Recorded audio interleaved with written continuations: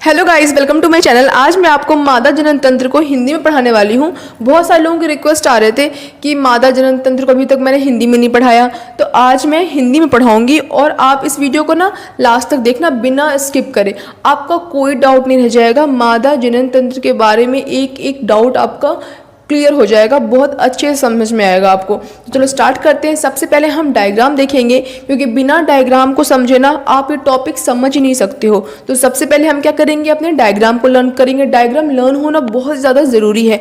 अब एक बार डायग्राम देखो ये हमारा क्या है, मादा जनन तंत्र का डायग्राम है। ठीक है, अभी इस डायग्राम में कुछ पार्ट्स हैं, बेसिक पार्ट्स जो है जो कि आपको लर्न कर लेने हैं। सबसे पहले स्टार्ट करते हैं हम किससे, अपने अंडाशय से। ठीक है, ये हमारा क्या है, अंडाशय।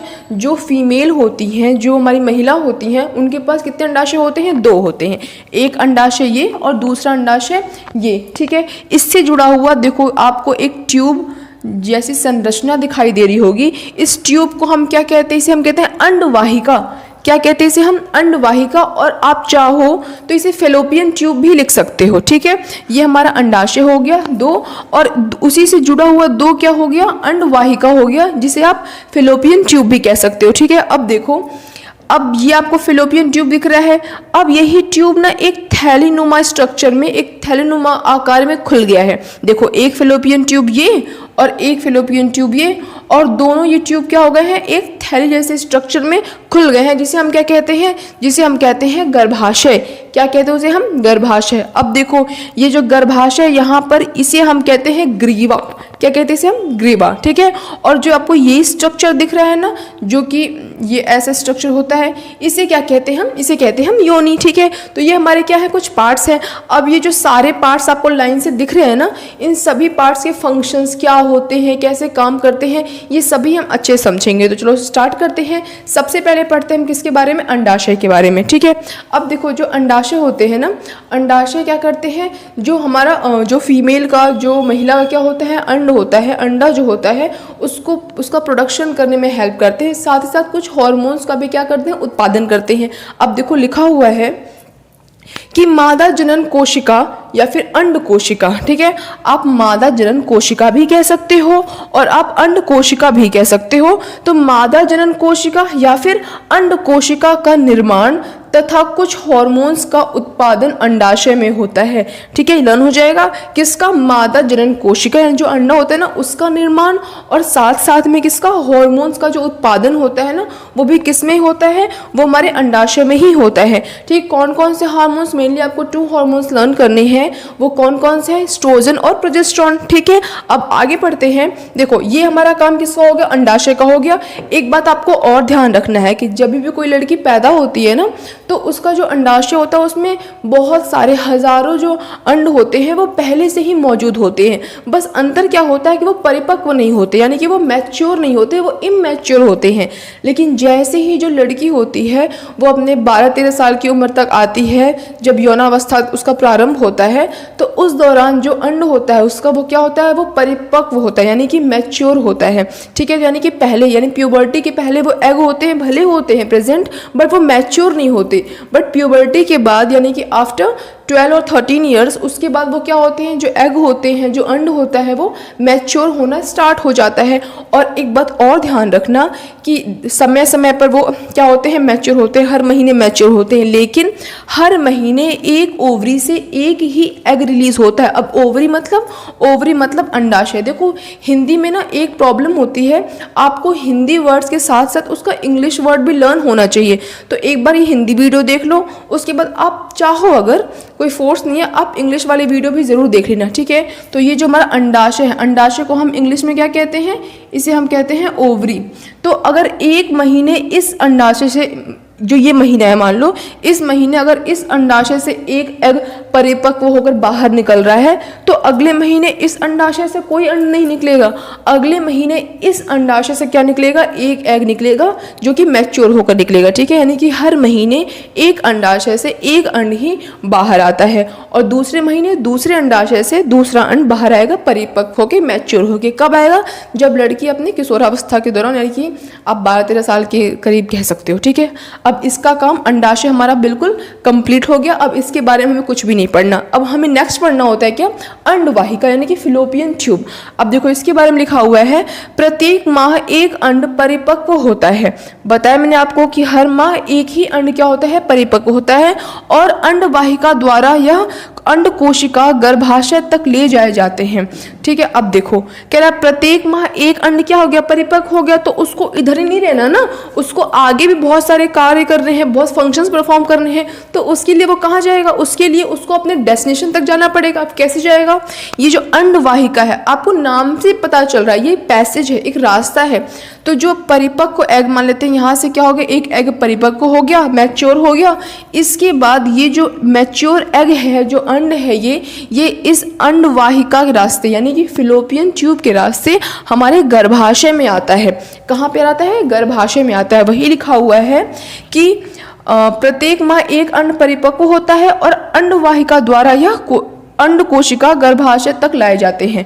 ठीक है, इस अंडवाहिका द्वारा जो हमारा अंड कोशिका है वो कहाँ आता है, इस गर्भाशय तक आता है। ठीक है, अब उसके बाद हम क्या पढ़ेंगे, गर्भाशय तक आ गया तो जाहिर सी बात अब क्या पढ़ना पड़ेगा, गर्भाशय पढ़ना पड़ेगा। ठीक है, गर्भाशय बहुत इंपॉर्टेंट रोल प्ले करता है प्रेगनेंसी में, तो आपको गर्भाशय को बहुत ध्यान से पढ़ना पड़ेगा। अब देखो जरा गर्भाशय को क्या आप डिफाइन कैसे कर सकते हो कि दोनों अंडवाहिकाएं संयुक्त होकर एक लचीली थैलीनुमा संरचना बनाती हैं। मैंने आपको पहले बताया था कि जो दोनों अंडवाहिका हैं ये संयुक्त होकर यानी कि इकट्ठा होकर थैलीनुमा स्ट्रक्चर या फिर आप कह सकते हो सैक लाइक स्ट्रक्चर इंग्लिश में, ठीक है, बनाती हैं, जो कि बहुत लचीली होती है, फ्लेक्सिबल होती है। ठीक है, जिसे हम क्या कहते हैं, गर्भाशय कहते हैं। तो ये तो क्या हो गई डेफिनेशन, रटी रटाई ना, बट एक्चुअल में क्या हो रहा है इसके अंदर, क्या फंक्शन परफॉर्म हो रही है ये तो नहीं पता, इसके बारे में पढ़ते हैं। देखो लिखा हुआ है कि जिसे गर्भाशय कहते हैं मैथुन के समय। अब मैथुन मतलब क्या होता है, मैथुन मतलब सेक्सुअल इंटरकोर्स कह सकते हो, या फिर जब संबंध बनाते हैं लोग तो वो कह सकते हो। कह रहा है मैथुन के समय क्या होता है, शुक्राणु योनि मार्ग से स्थापित होते हैं। ठीक है, मैथुन के समय यानी कि सेक्सुअल इंटरकोर्स के समय जब लोग संबंध बनाते हैं उस दौरान क्या होता है, आपको ये पार्ट दिख रहा है ना, इसे हम क्या कहते हैं, योनि कहते हैं। तो सेक्सुअल इंटरकोर्स यही होता है। तो इसके दौरान क्या होता है, जो शुक्राणु होते हैं, शुक्राणु के बारे में अगर नहीं पता तो वीडियो जाकर चेक कर सकते हो, बट जो पुरुष के क्या होते हैं, शुक्राणु होते हैं, वो योनि मार्ग से स्थापित होते हैं और कहाँ को जाते हैं, वो जाते हैं ऐसे ट्रैवल करके गर्भाशय से होते हुए हमारे फिलोपियन ट्यूब तक आ जाते हैं, अंडवाहिका तक। ठीक है, कौन, शुक्राणु। ठीक है, अब उसके बाद देखो लिखा हुआ है कि मैथुन के समय शुक्राणु योनि मार्ग में स्थापित होते हैं, जहां से वे ऊपर अंडवाहिका तक जाते हैं। बताया मैंने आपको कि यहाँ से स्थापित होते हैं और कहाँ तक जाते हैं, ऊपर। ऊपर मतलब यहाँ पर अंडवाहिका तक आते हैं। उसके बाद क्या होता है, निषेचित होकर अंडा विभाजित होकर। देखो ये बहुत इंपॉर्टेंट पॉइंट है, आप इसका स्टार मार्क बना लो।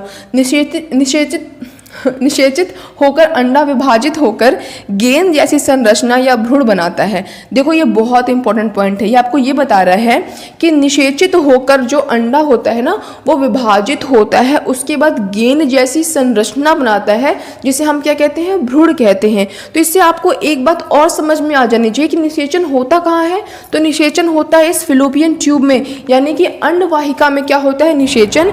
निषेचन को इंग्लिश में क्या कहते हैं, निषेचन को इंग्लिश में कहते हैं फर्टिलाइजेशन। तो फर्टिलाइजेशन कहाँ होता है, वो होता है हमारे यहाँ पे फिलोपियन ट्यूब यानी कि अंडवाहिका में।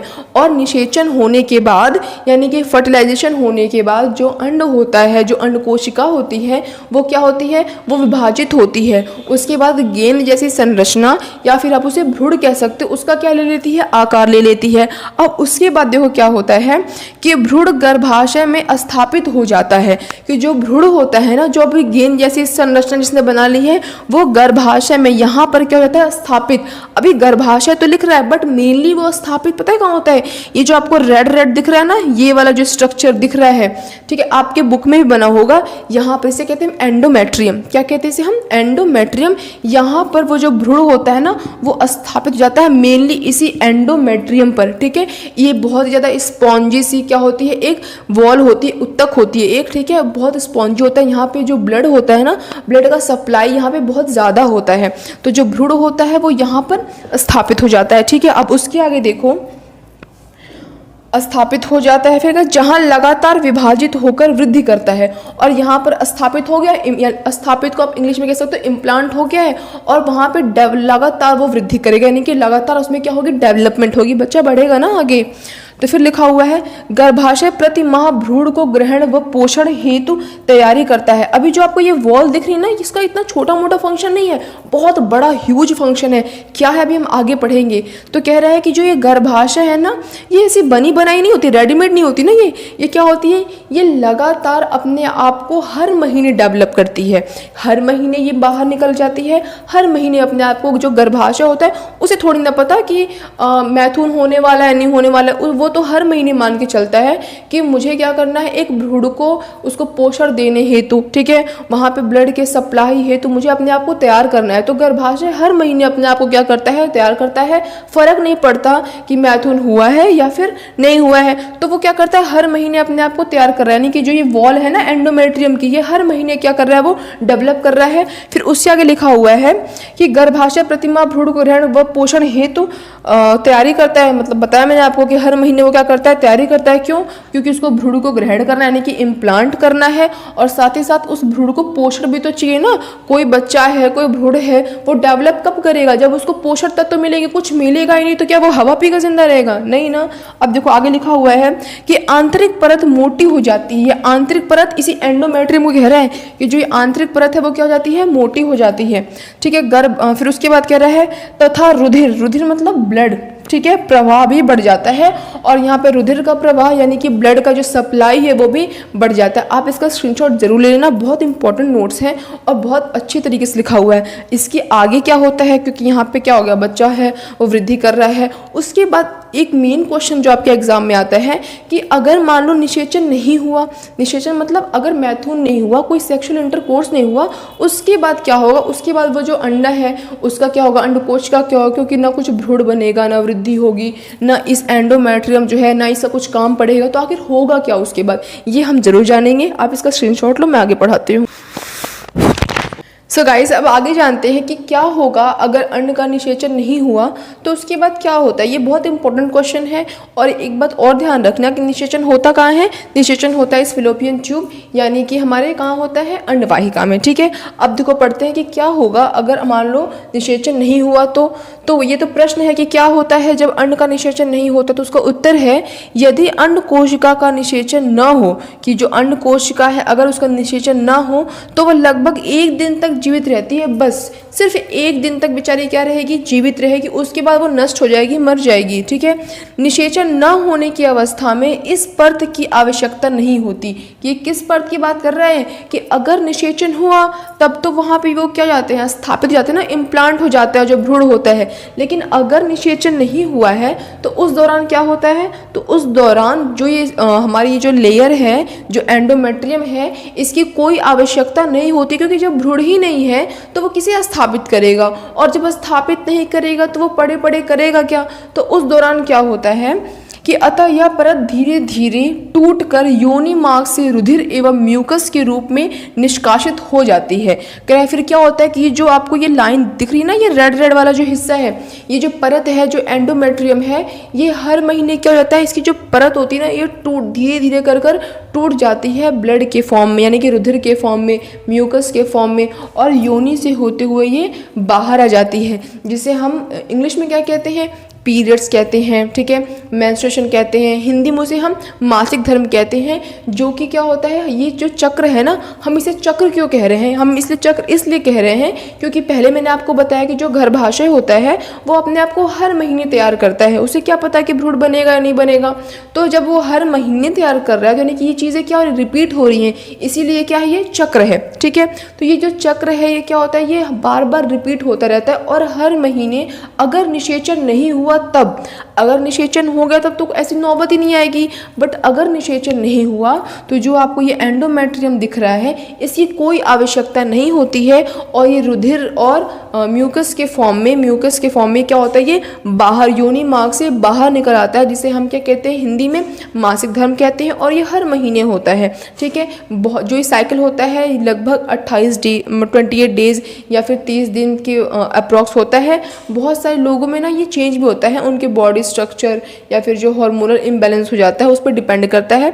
बाकी जो ये साइकिल होता है ना 21 दिन से लेकर 30 दिन 35 दिन के बीच का होता है। ठीक है, तो देखो लिखा हुआ है कि इस चक्र में लगभग 1 माह का समय लगता है। लगभग मतलब भाई 21 से 30 दिन के करीब कह रहा है। ठीक है, कितना समय लगता है? लगभग 1 माह का समय लगता है। उसके बाद इसे ऋतुस्राव, ठीक है, एक और वर्ड मीनिंग याद कर लो, मतलब वर्ड याद कर लो, ऋतुस्राव अथवा रजोधर्म। ठीक है, 2 वर्ड हैं, आप याद कर लो, मासिक धर्म भी याद कर सकते हो। ठीक है, इसे हम क्या कहते हैं? ऋतुस्राव या फिर रजोधर्म कहते हैं। इसकी अवधि लगभग 2 से 8 दिनों की होती है। देखो कंफ्यूज नहीं होना है आपको, 2 से 8 दिन ये और 1 माह ये 2 डेट आपको क्या बता रही है? 1 माह मतलब कि इसे बनने में क्या लग रहा है? 1 माह लग रहा है। हर महीने ये चक्र क्या होता है? ये साइकिल रिपीट होती रहती है। बट जब ये बाहर आता है ना, जब ये योनि मार्ग से क्या होता है, जो ये ब्लड होता है जब वो बाहर आता है तो डिफरेंट फीमेल्स में, किसी में वो 2 दिन रहते हैं पीरियड्स, किसी में 4 दिन, किसी में 3 दिन, किसी में 5, किसी में 7 दिन, किसी में 8 दिन मैक्सिमम इतने रहते हैं। इससे ज़्यादा अगर होते हैं तो आपको डॉक्टर की ट्रीटमेंट की आवश्यकता हो सकती है और 2 दिन से कम भी नहीं होनी चाहिए। तो ये चीज़ क्या है कि वो बाहर जो ब्लड आ रहा है वो कितने दिनों तक आएगा, तो वो 2 से 8 दिन डिपेंड करता है बाकी सब चीज़ों पे। और जो ये साइकिल है, जो ये एंडोमेट्रियम की जो ये वॉल है, इसे बनने में, जो ये आंतरिक परत है, इसे बनने में कितना समय लगता है? तो इसे बनने में लगभग 1 माह का समय लगता है। तो मैं उम्मीद करती हूँ गाइज आपको पूरा जो मैंने अभी पढ़ाया, आपको पूरा मादा जनन तंत्र अच्छे समझ में आया होगा। अगर आपका कुछ भी डाउट रह जाता है तो आप कमेंट बॉक्स में मैसेज करके पूछ सकते हो। बाकी ऐसे और इंटरेस्टिंग वीडियोस के लिए मेरे चैनल को सब्सक्राइब जरूर कर देना और अगर वीडियो पसंद आई हो तो उसे एक लाइक जरूर करें। That's all, bye guys. ध्यान देते हैं आज का हमारा टॉपिक क्या है, हम ये देखते हैं। तो दोस्तों सामने देखिए, तभी आपको ये टॉपिक आसानी से समझ में आएगी।